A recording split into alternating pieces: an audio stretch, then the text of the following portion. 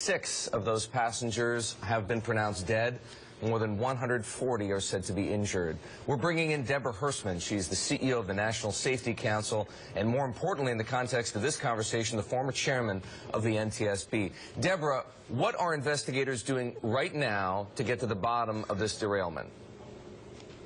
Well, I'll tell you that daylight is very helpful to them as they arrive on scene. They're going to be documenting the perishable evidence, the wreckage scene, and really trying to identify the point of derailment, what caused this train to go off the tracks. So for you thus far, you're in the investigative few hours. What are you focused on? What are you doing? Because right now, you can not only not get on a train because it's not running, people don't feel safe. The investigative team is really going to be looking at the scene to try to determine what happened. It's going to be up to the authorities to really clear their debris off the train tracks to make sure that both the electrification, the catenary, and the tracks are safe and passable. Those have to be inspected before they'll restart service on this very busy corridor on the I-95 corridor.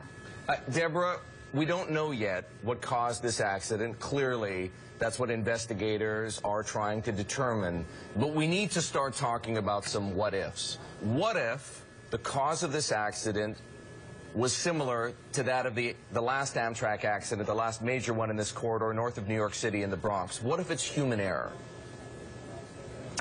Well, in the crash that you're referencing, Bronx, that involved a Metro North train.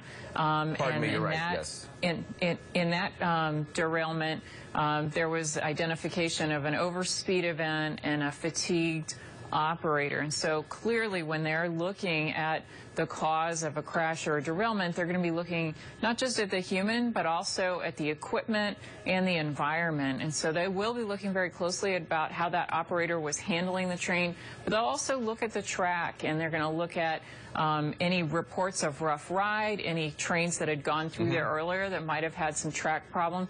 They'll be looking at the condition of the cars, the equipment, the wheels, the electrification, to make sure that everything was working properly. And so investigations aren't just about determining what happened, ruling things in, but it's also about ruling a lot of things out, too. How up to date are your tracks, are your cars? Not meaning are they riding okay, but how new was this train?